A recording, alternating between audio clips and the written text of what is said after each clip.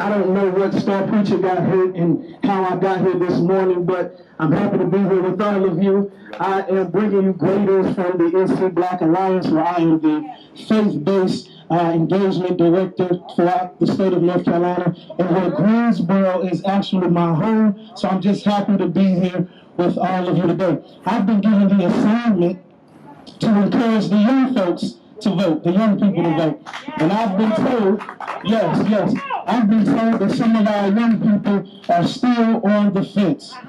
Some of our young people are still apprehensive about getting involved. And so I'm here today because I want you to see past the vote. I want you to know that the vote is only one part of a tactic in our quest for freedom and liberation. The vote is not only just tied to elections, but it's also tied to our protests. The vote is also tied to local issues. Here in Greensboro, you wouldn't believe that we have representatives who will still not put forth written consent to protect police accountability. Here in Greensboro, you wouldn't believe that black folks are still being left out of the NWBE process. 200 million going to white businesses, 5 million or so going to black businesses. You wouldn't believe that here in Greensboro that it took 41 years to give an apology to those who lost their lives in the 1979 massacre. So I'm here to tell you that the politics are local, that these politics are tied to our community.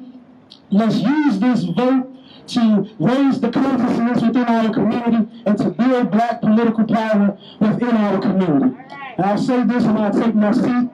I was in a staff meeting with Dr. Frankie Denise Powell the other day, and for those of you who don't know, they tell me that her former name was Shakesha.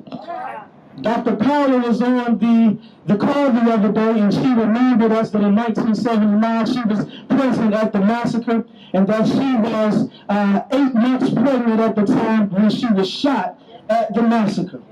And they asked Dr. Powell, they said, Dr. Powell, how are you feeling today? And Dr. Powell started going back and forth in the screen. She started saying, I'm feeling like a boxer. I'm in my corner, and I'm about to unleash. And right when she said that, I said, no longer will I ask how long more. I'm going to ask you to give me what Dr. Powell has to sustain however long it's going to take. Give me what you gave Dr. Powell, God, so that I will be able to unleash. And young folks, I want to tell you that you are going to unleash on racism. You're going to unleash on capitalism. You're going to unleash on sexism. You're going to unleash on homophobia. You're going to unleash on transphobia. You are going to unleash, and like the old spiritual said, ain't no stopping us now. We're on the move. Kendrick Lamar said that I may be messed up, you may be messed up, but if God got us, we gonna do all right. And Beyonce said, okay now baby, let's get information. I am Frankie Denise Powell, and I am the Southeast Coordinator for Advance Carolina. And we met on the road to the census.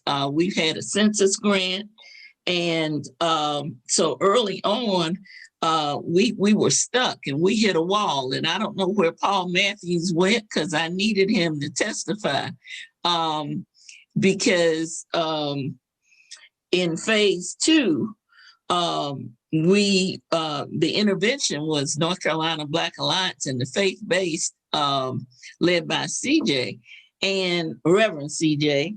And it was almost like a mediation services. But a Black Alliance, you came in and you did so much with the training. They were the young ladies who worked close with me with GOTV. Well, they were just excited, and those kits really made it even better. I have people asking, do y'all have any more? And I told them, no, I'm sorry, we don't. But we do appreciate what Black Alliance and the other organizations did for this. Through the ministers, the biggest boost was through the AME and the AMEZ church in this area, to my knowledge, because bishops don't play. I thank my bishop and I thank the AME Zion bishop. They really had a program and got on. The partnership with North Carolina Black Alliance has been to us strategically and organizationally seamless. The work that had been done inclusive of information provided, trainings that were offered, as well as PPE packets, certainly made the work so much more helpful and productive. So I count it as a great success, the partnership that the Ministers Conference of Winston-Salem and vicinity has had.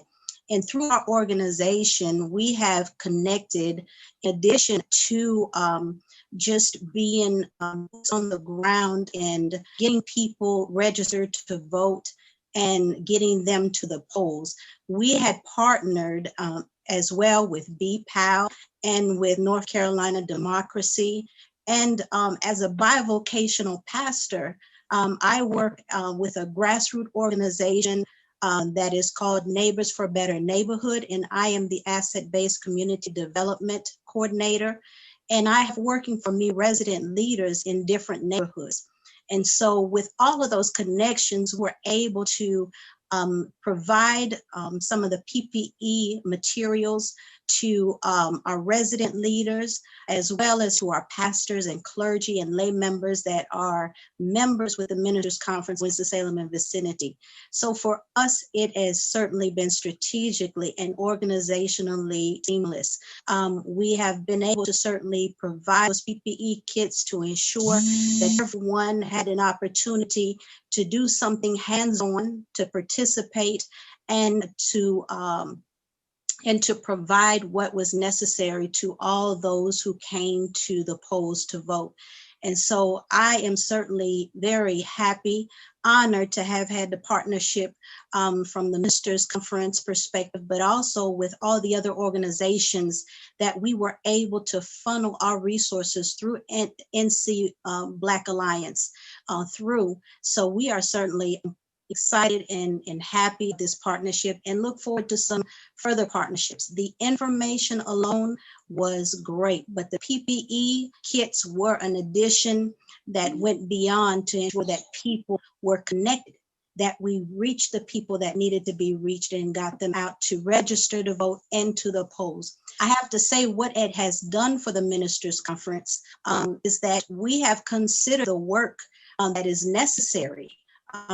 Those who were speaking about making sure we don't miss even 2021, the local seats, 2022, is that we have decided in seeing the work that we have done combined with NC Black Alliance is to add an ad hoc committee with the Ministers Conference as a political action committee so that we have ministers, pastors, and lay members alike who are interested simply in doing civic engagement work, nonpartisan civic engagement work, and so that we can certainly amplify and broaden our networks in our horizon in this great work. So I am very honored and thankful for the partnership and the great work that has taken place this election season with NC Black Alliance. Fairly, I'm the State Civic Engagement Coordinator for the NAACP.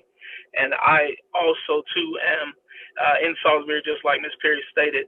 First of all, I want to say thank you to Reverend Brinson for all the work that you did to help us with NC Black Alliance, along with Brother Reggie Weaver, who also worked with us to ensure that things got done with the partnership for NC Black Alliance. As everybody has said, the partnership has been phenomenal. Two things that I want to lift up, and Ms. Perry just mentioned briefly some of the things that I want to lift up, but the souls rolled to the polls.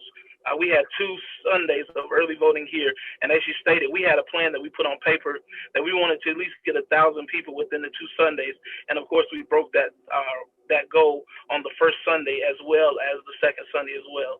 So as she has stated, and just to re-highlight, there certainly was a need here for Sunday voting, and we let our voices be heard and our votes matter to make sure and to ensure that every vote counts, that every voice needs to be heard. My name is Lolita Watkins, and I'm here this evening representing St. James Presbyterian Church in Greensboro, North Carolina, as well as the Black and Brown Women's Initiative of Guilford County. And I want to lift up the professionalism, the promptness, the courteous presentations, and the courteous interactions that we've experienced in Greensboro and Guilford County in interacting with not only Reverend Brinson, but the two other representatives that we interacted with through our Black and Brown Women's Initiative, those being a young lady that did a presentation at one of our Zoom meetings, as well as the participation of Reggie Weaver. Our focus here in Greensboro, we targeted Black and Brown women, young African Americans, as well as the senior living communities throughout our city and county, with particular focus on African American and brown people of color. We used the materials furnished by the North Carolina Black Alliance as we had these interactions, as we had voter registration and voter education events in Guilford County. The PPE equipment was an enormous success. Everyone, my name is Tony Barr. I am with the General Baptist State Convention of North Carolina. I serve as the Executive Secretary Treasurer. We are representative of the entire state of North Carolina. We have churches in 97 counties. This was a new initiative for us in that the General Baptist State Convention has always been engaged in the political process, but what we did this time to be a little more intentional is we broke the state up into 4 parts, 4 regions. And we had overseers of each of the 4 regions who were engaging specifically with our, what we tout to be 1,600 churches, approximately 500,000 people. The Baptist Church is a little different than some of the others that have been named tonight in that there's no top. Each church is independent. So all we can do is make suggestions and provide information. And then each individual pastor makes their own determination as far as what they're going to share with their congregations. But what we did was we empowered them with our regional leaders of our associations. We have approximately 62 associations across the state. Those moderators probably each have, on average, probably 20 to 25 churches, I'll say, under them. Some a great deal more, some fewer.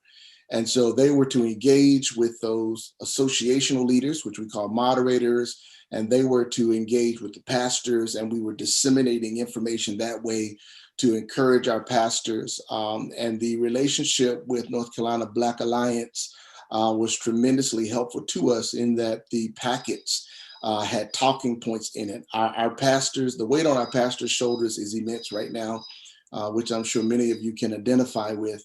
But many of them do many things well, but they're not those who are so deeply engaged in the political process in some instances. So having the talking points inside the packets was really helpful. CJ did several forums where we had some really powerful people come together in prayer.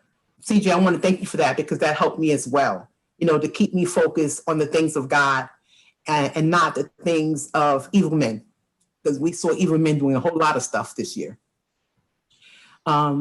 The partnership between North Carolina Black Alliance in the coalition of Democracy NC and Blueprint was priceless because we were able to get PPE, we were able to get funding, we were able to get water, and we were able to get the most necessary things to ensure that every voter that stood on those lines felt comfortable, felt at peace, and in fact felt part of a family.